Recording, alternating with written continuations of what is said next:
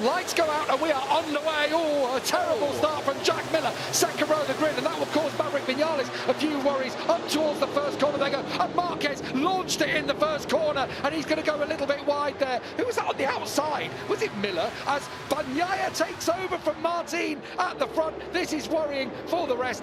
Really tight line from Bagnaia into the chicane. He knows they'll be after him here. Oh, and that's Alex Marquez, who's gone down in the first part of the chicane. Did he fall or was he pushed? We'll find out soon enough. Martin is going for it. He is up into turn 3 for the first time, and Marc Marquez right in attendance. It's Martin who now leads them down towards turn 4. Here we go. The clubs are off already in this Austrian Grand Prix sprint. Jorge Martin has done it, hasn't he? Right from the off, leading the championship and now leading this race. Look at Marquez, eats up the ground through the left-handers here into turn 7. It's a 1-2-3, Martin, Bagnaia, Marquez, just as they started, but already drama early on in this race. Over the crest, down towards 9. Here comes Bagnaia once more. Risky, brave. Martin's left the door open. He's got to go through there. How many times have we seen that here at the Austrian Grand Prix? Many of those Marc Marquez versus Andrea Dovizioso, but this time it's Martin on Bagnaia, and Martin leads them across the line for the first time. No, that Bagnaia looks like he's getting much more drive out of the corners. I know it's really early on in the race, but look at him here as well. You can see the drive he's getting. Look, straight past him. I mean, he's on the wrong side here, so he shouldn't get past. Martin's had a big moment. He's going to go wide. He's got to run deep. He has really to. Wide. And he's going to have to take the shortcut here. He's going to have to lose a second, because otherwise, as he drops in behind Bagnaia, he's going to have to lose time here. Yep, he's going to get a penalty for that, because he's not lost time. He's not lost a second. Clearly, he's not lost a second. Martin's incident under investigation, he didn't lose the time. He's going to get a ride-through penalty, which is going to cost him 3 seconds. I'm almost certain of it. I don't want to jump the gun a little bit, but it was what we would deem a shortcut. Yeah, absolutely. Here we go, and there you can just see his rear wheels off the ground, and look at the speed difference as he enters that corner. Yeah, so he runs through there, and he has to lose time. He hasn't lost enough. I'm surprised he didn't try and stay inside. Look at it there. Oh. I mean, look at that. What a great shot of it. So he has to let go of the brake to get the bike under control, and now you're 5 miles an hour too fast. So he's going wide, and then he decides to go on the slip road. He'd been better off cutting across the track, really. I think you have to. Yeah, that's what they've said. If you do miss that, then you have to. If you miss the first part of it, then exactly. You've got to accept defeat, basically. Yeah. Here we go, shortcut. Long lap penalty was coming. It's coming.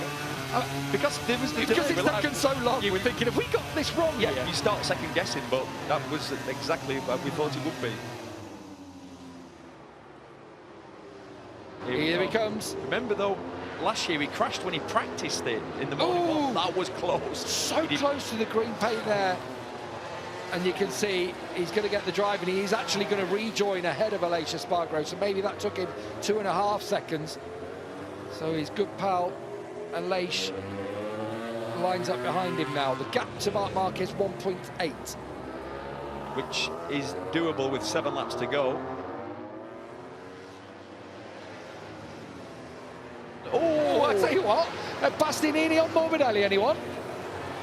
That's helped Jack out a little bit, hasn't it? Give him a little bit of breathing space.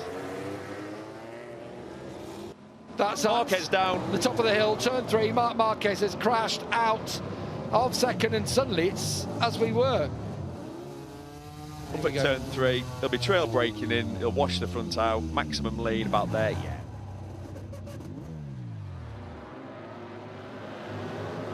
Frustration. Yeah, he could have easily just sat and took second place, but he went for the win. They'll be regretting it right now. When you're riding down pit lane, you're like, oh, I should have just taken the points.